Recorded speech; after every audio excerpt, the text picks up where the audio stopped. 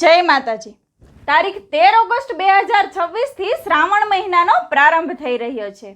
આ શ્રાવણ માસ ખૂબ જ ખાસ છે। ઘણા વર્ષો પછી આ શ્રાવણ મહિનામાં ખૂબ સારા યોગો પણ બને છે।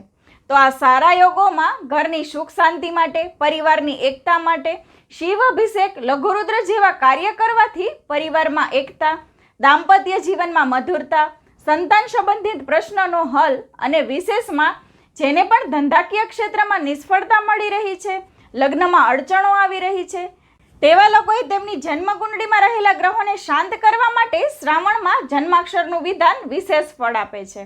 અને આ શ્રાવણ શિવજીને રાજી કરવા અને શિવની કૃપા મેળવવા માટે રોજે 1 લોટો જળ શિવલિંગ પર અર્પણ કરવું જોઈએ અને 1 માળા ઓમ નમઃ શિવાયની અને 1 માળા શિવાલયની અંદર બેસીને અથવા ઘરની અંદર બેસીને કરવી જોઈએ।